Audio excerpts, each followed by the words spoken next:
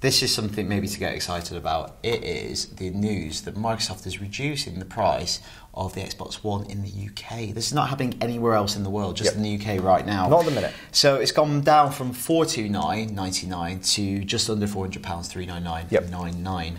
And they're also doing a special Titanfall bundle where you get Titanfall in the box for that price. So you effectively gain free Titanfall plus a £30 price drop. And how much does Titanfall cost? Probably RRP's at like 50 quid. Yeah. So kind of 80 quid. 80 quid differential, The flip side of that is that it's still £50 more than PlayStation 4. Yeah. But obviously you don't get a game with PS4 for yeah, that so price. we want to talk about whether it is now the right time to get an Xbox One if you don't already have one. Yeah. Is that price difference, that price drop, enough to convince you right now, plus Titanfall coming out? And especially, Chris, you're kind of on the periphery, I guess, of kind of gaming. I haven't bought one yet. No. Yeah. So Of these two.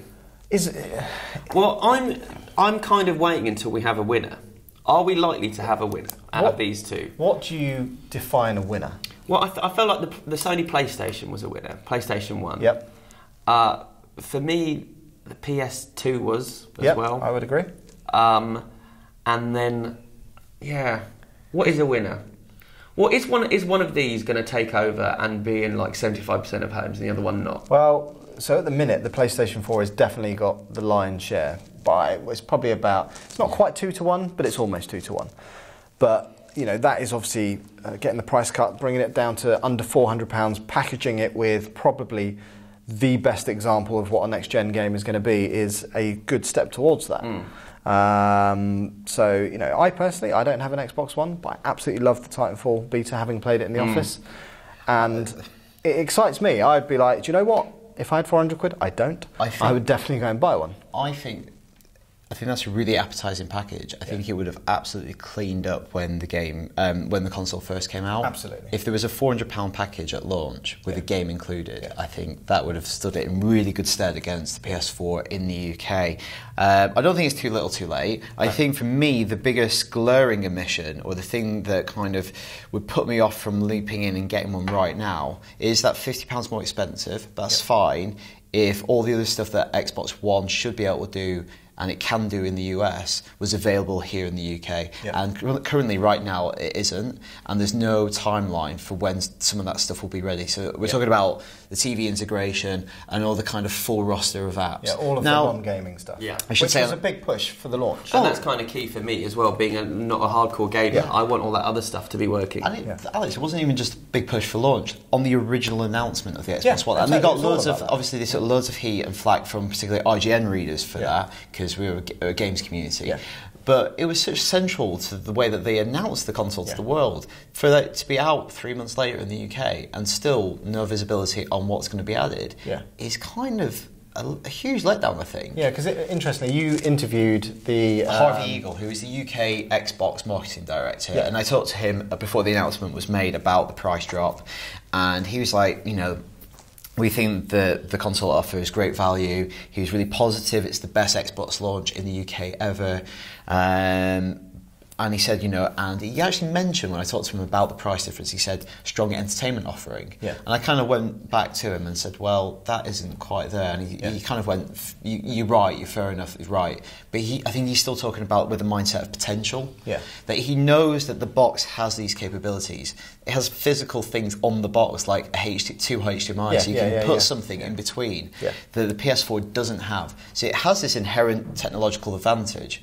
It's whether and when they can capitalise on it. Yeah. And it's just not there yet. Well, that's the thing. Once Titanfall is gone, it's quite a quiet run-up for the next kind of few months. Yeah, and he's talking about, these games being announced. I think both Sony and Microsoft have got stuff in their pocket to make E3 a bit special. Absolutely. I think you're going to see some really big games coming out.